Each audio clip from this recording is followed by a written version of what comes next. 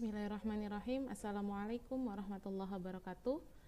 Alhamdulillahirrabbilalamin. Assalatu wassalamu ala asyrafil anbiya'i wal mursalin wa ala alihi wa sahbihi wasallim ajma'in, amma ba'du. Alhamdulillah, segala puji dan puji syukur kita hadirkan kepada Allah Subhanahu wa ta'ala yang memberikan kita rahmat iman dan kesehatan kepada kita semua sehingga kita mampu melaksanakan ibadah kita sehari-hari. Dan ini salah satunya, yaitu melaksanakan ibadah di bulan suci Ramadan, yaitu puasa. Pada full semua ya puasanya ya, insya Allah ya. Baik, salawat dan salam tetap tercurahkan pada Nabi kita Muhammad Sallallahu Alaihi Wasallam. Baik, perkenalkan, nama saya Risha Datul Fitriyah, bisa dipanggil dengan Ibu Risha. Kali ini kita akan membahas bersama-sama tentang sholat. Nah, ibadah yang harus kita laksanakan setiap hari tanpa mengenal kondisi apapun, yaitu ini adalah salah satu ibadahnya, yaitu sholat. Nah, di rukun Islam ada 5 dari rukun Islam, dan itu memang semuanya harus kita laksanakan ketika kita memang menjadi orang Islam. Salah satunya yang pertama adalah syahadat, kedua sholat, ketiga puasa, yang keempat zakat, dan yang kelima adalah haji. Nah, untuk zakat dan puasa ini adalah ibadah yang bahasanya kita bisa melaksanakannya itu kondisinya tidak setiap hari. Nah, kalau syahadat kita dari lahir sudah bersyahadat. Begitu pula juga dengan haji. Haji pun kegiatan ibadah yang ketika memang sudah waktunya kita beribadah haji, maka kita akan melaksanakan itu di Mekah Al-Mukarramah. Nah, sholat ini adalah ibadah yang harus setiap hari kita laksanakan, kecuali memang untuk yang perempuan itu mungkin sudah halangan ya. Tapi bagi yang sehat, walaupun kondisinya dalam keadaan sakit dan tidak bisa bangun, kita semua tetap harus wajib melaksanakan sholat. Baik, kali ini kita akan bahas bersama-sama tentang tata cara sholat. Sholat itu apa sih? Gitu. Jadi sholat itu adalah doa atau rahmat. Kemudian dijelaskan juga sholat itu adalah salah satu sistem ibadah yang tersusun dari serangkaian ucapan dan perbuatan, diawali dari takbiratul ihram dan diakhiri dengan salam. Jadi ya anak soleh dan soleha, doa itu adalah ucapan kita, ucapan terbaik kita yang kita berikan kepada Allah Subhanahu wa taala ya. Nah, tempatnya di mana ya? Sholat. Jadi semua bacaan sholat itu adalah doa. Nah, nanti kita akan bahas bareng-bareng tentang bacaan sholat. Nah, ini sholat merupakan kewajiban. Jadi semua umat muslim wajib melaksanakan sholat tanpa terkecuali. Ya, tanpa terkecuali. Jadi anak-anak soleh dan soleha jangan sampai tidak sholat. Ibu yakin tadi pagi semuanya sholat subuh, pasti. Nah, kalau sudah sholat subuh, sholat duhur, asar, maghrib, dan isya juga jangan sampai ketinggalan. Oke, sekarang kita tebak-tebakan nih. Kapan Allah Subhanahu wa ta'ala memerintahkan untuk melaksanakan sholat? Ayo, siapa yang tahu? Oke, kayaknya ada yang tahu nih. Jawabannya adalah ya 27 Rajab, pada saat Rasulullah Sallallahu Alaihi Wasallam melakukan Isra dan Mi'raj. Itu adalah perintah langsung dari Allah Subhanahu Wa Taala kepada Nabi Muhammad Sallallahu Alaihi Wasallam untuk disampaikan kepada seluruh umat Nabi Muhammad Sallallahu Alaihi Wasallam bahwa kita semua wajib melaksanakan sholat fardu 5 kali dalam sehari semalam. Pertama sholat subuh, kedua sholat duhur, ketiga sholat asar, yang keempat sholat maghrib, dan yang terakhir, yang kelima adalah sholat isya. Pinter. Oke, yang selanjutnya, syarat sah sholat itu apa aja? Yang pertama, harus Islam. Jadi kalau sudah saya Islam nih Bu, berarti semua punya kewajiban untuk melaksanakan sholat wajib atau sholat fardu tadi. Nggak boleh sampai ketinggalan, nggak boleh sampai nggak melaksanakan sholat. Yang kedua, berakal sehat. Berarti yang boleh tidak sholat hanya orang gila. Maksudnya dalam artian yang sampai akhir hayatnya tidak boleh, yang tidak sholat, yaitu hanya orang gila. Karena kalau orang yang berakal sehat punya kewajiban untuk sholat, tapi bagian tidak mau sholat, nah berarti kategorinya adalah orang yang mempunyai gangguan jiwa. Selanjutnya adalah telah masuk waktu sholat. Jadi ketika masuk sholat subuh, ya kita harus melaksanakan sholat subuh. Bukan berarti ketika masuk subuh kita melaksanakan untuk sholat isya. Nah itu nggak boleh. Atau ketika masuk sholat maghrib, kita melaksanakan untuk sholat asar. Nah ini juga nggak boleh. Ya, jadi sesuaikan dengan waktunya. Ketika waktunya asar, ya kita harus sholat asar. Ketika waktunya duhur, kita juga harus masuk sholat duhur. Selanjutnya, suci badan, pakaian, tempat dari najis serta hadas besar dan hadas kecil. Menutup aurat, ya. Jadi untuk laki-laki batasan auratnya, ya, itu dari pusar sampai bawah lutut, ya. Itu adalah bahasanya yang harus tertutupi untuk bagi seorang pria atau seorang laki-laki. Untuk perempuan, ya, yang boleh terlihat hanya telapak tangan dan wajah. Oke, itu adalah aurat perempuan. Jadi semuanya harus tertutup kecuali telapak tangan dan wajah untuk perempuan. Selanjutnya adalah menghadap kiblat. Oke, yang selanjutnya, hal-hal yang dapat membatalkan sholat. Yang pertama, meninggalkan salah satu rukun sholat, ya. Berarti rukun sholat kan ada 13. Ada hal-hal yang tidak dilaksanakan. Nah, ini bisa membatalkan sholat. Selanjutnya, tidak terpenuhi salah satu syarat sah sholat. Tadi ya, yang sudah dijelaskan sebelumnya. Selanjutnya adalah mengucapkan sesuatu di luar bacaan sholat. Contoh, bacaan sholat itu kan hanya iftitah, kemudian dilanjutkan dengan Al-Fatihah dan surah pendek dan bacaan-bacaan sholat yang lainnya. Ternyata misal nih, si Budi sama si Agus lagi sholat di satu masjid, sholat bareng, ternyata ketika sholat si Budi ngomong sama Agus, nanti kita selesai sholat beli es yuk. Nah ini nggak boleh. Karena apa? Mengucapkan sesuatu di luar bacaan sholat. Kan beli es itu bukan bacaan sholat, ya. Itu ajakan untuk kegiatan keduniaan. Nah ini yang nggak boleh, ya. Selanjutnya tertawa, apalagi sampai terbahak-bahak, gangguin temennya, sampai mukul-mukul temennya. Ini hati-hati loh ya, anak-anak soleh semua dan anak-anak soleha. Ini adalah sesuatu hal yang dapat membatalkan sholat. Baik, selanjutnya tata cara sholat. Nah, ini hadis dari Rasulullah SAW. Shollu kama ra'aitumuni usolli. Sholatlah sebagaimana kalian melihatku sholat. Nah, yang pertama, niat.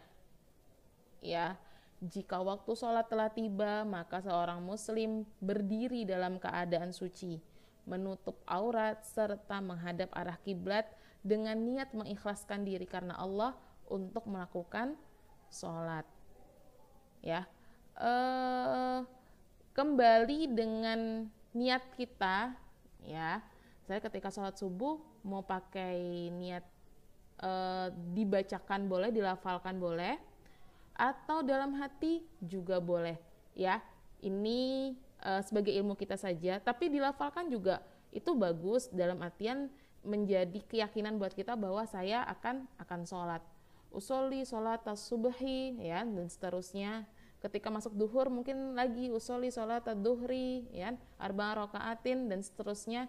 Itu adalah niat kita ketika mau sholat. Selanjutnya, nih, takbiratul ihram. Ketika takbiratul ihram sesuai dengan gambar di sini, itu adalah cara kita melaksanakan takbiratul ihram. Untuk bacaannya ini, ya, bacaan doa iftitah. Allahu akbar kabira walhamdulillahi katsira wa subhanallahi bukrata wa asila. Inni wajjahtu wajhiya lilladzi fataras samawati wal ard hanifau wa ma ana minal musyrikin. Inna salati wa nusuki wa mahyaya wa mamati lillahi rabbil alamin la syarikalah wa bidzalika umirtu wa ana awwalul muslimin. Ini bacaan iftitah. Di sisi lain ada juga yang membaca doa iftitah yang seperti ini. Allahumma ba'id baini wa baina khataayaya kama ba'adta bainal masyriqi wal maghrib. Allahumma naqqini minal khataaya kama yunaqqas thawbul abyadu minad danas. Allahumma ghsil khataayaya bil ma'i wathalji wal barad. Bu, kira-kira bacaan iftitahnya yang benar yang mana? Dua-duanya benar. Hadisnya sama-sama sahih. Dalam artian ketika hadis sahih itu berarti memang hadis yang diriwayatkan dengan orang-orang yang terpercaya. Nah, boleh silahkan yang mau memakai Allahu Akbar kabiro ya dipersilahkan, yang mau memakai Allahumma ba'id baini juga dipersilahkan. Selanjutnya membaca Al-Fatihah dan surah pendek. Sabda Rasulullah Sallallahu Alaihi Wasallam, tiada sholat bagi orang-orang yang di dalamnya tidak membaca surah Al-Fatihah. Ketika bacaan Al-Fatihah sampai pada lafaz waladdallin, nah hendaklah mengucapkan amin, ya. Selanjutnya ruku dan i'tidal. Di sini bisa kita lihat ketika ruku bacaannya adalah subhana rabbiyal adimi wa bihamdi. Tangan harus berada di lutut. Ya, tangan harus berada di lutut, punggungnya juga harus lurus sejajar. Ketika bangkit i'tidal, maka kita membaca Rabbana lakal hamdu mil'us samawati wa mil ardi wa mil ma syi'ta min syai'in ba'd. Ya, ada juga ada beberapa juga ketika bangkit dari ruku, ketika i'tidal membaca Rabbana walakal hamdu hamdan katsiran thayyiban mubarakan fih. Yang mana Bu yang benar? Dua-duanya juga benar, ya. Oke, selanjutnya adalah sujud dan duduk iftirasyi, ya, atau duduk di antara dua sujud. Ketika kita sujud, kita membaca subhana rabbiyal a'la wa bihamdi, dibaca 3 kali, ya. Selanjutnya adalah rabbil firli ketika bangun atau ketika duduk di antara dua sujud. Rabbil firli warhamni wajuburni warfa'ni warzuqni wahdini wa'afini wa'fu anni. Tadi sebelumnya sudah Ibu jelaskan tentang sholat itu artinya doa. Nah, coba kita cek. Dari awal kita memuji Allah dulu, kemudian ketika kita bangkit, kita minta ampun sama Allah. Rabbil firli, ya Tuhanku, ampuni aku. Warhamni, rahmatilah aku. Wajburni, perbaikilah aku. Ya. Warfa'ni, angkatlah derajatku. Warzuqni, berilah aku rezeki. Wahdini, pimpinlah aku. Wa'afini, dan sehatkan aku. Wa'fu anni, dan berilah aku pengampunan atau maafkanlah aku. Baik, selanjutnya adalah tasyahud awal. Ini biasanya di rakaat kedua untuk sholat duhur, asar, maghrib, dan isya. Kalau subuh karena 2 rakaat, jadi langsung ke tasyahud akhir. Untuk duhur, asar, maghrib, dan isya, di rakaat kedua ada yang namanya tasyahud tasyahud awal ya. Duduknya seperti duduk iftiroshi atau duduk di antara dua sujud, namun tetap harus menunjukkan telunjuknya ketika di bagian bacaan asyhadu alla ilaha illallah wa asyhadu anna muhammadar rasulullah. Allahumma sholli ala sayyidina Muhammad. Kemudian berdiri untuk masuk ke rakaat selanjutnya ya. Nah, selanjutnya di tasyahud akhir ya, ini adalah bacaannya sudah lengkap ya. Sebenarnya setelah innaka hamidum majid ada doanya, tapi kalau anak soleh dan soleha hanya mau sampai innaka hamidum majid juga tidak masalah. Bacaan tahiyat akhir seperti ini, at-tahiyatul mubarakatuh shalawatu wat thayyibatu lillah. Assalamu alayka ayyuhan nabiyyu wa rahmatullahi wa barakatuh. Assalamu alayna wa ala ibadillahis sholihin. Asyhadu alla ilaha illallah wa asyhadu anna muhammadan abduhu wa rasuluh. Allahumma salli ala sayyidina Muhammad wa ala ali sayyidina Muhammad kama sallaita ala sayyidina Ibrahim wa barik ala sayyidina Muhammad wa ala ali sayyidina Muhammad kama barakta ala sayyidina Ibrahim wa ala ali Ibrahim innaka hamidum majid. Bu, saya punya teman kalau dia sholawat di sholat nggak pakai sayyidina, itu sholatnya sah nggak ya Bu? Sah ya. Jadi kembali kepada pemahaman kita masing-masing. Tidak ada yang namanya ketika tidak mengucapkan sayyidina terus sholatnya tidak sah atau batal, nggak ada ya. Yang tadi yang kita lihat tadi syarat sah sholat tadi ada Islam, berakal sehat ya. Hanya itu sampai tadi di akhir menghadap kiblat tadi ya, menutup aurat dan lain-lain tadi, hanya itu saja ya, tidak ada yang namanya. Jadi kalau ada temannya nanti yang nggak pakai sayyidina, ya udah nggak masalah, itu tidak ada larangannya ya. Yang pakai sayyidina juga nggak apa-apa ya, kembali kepada kita mau menggunakan yang mana. Nah, dan terakhir adalah salam ya. Assalamualaikum warahmatullahi, assalamualaikum warahmatullahi.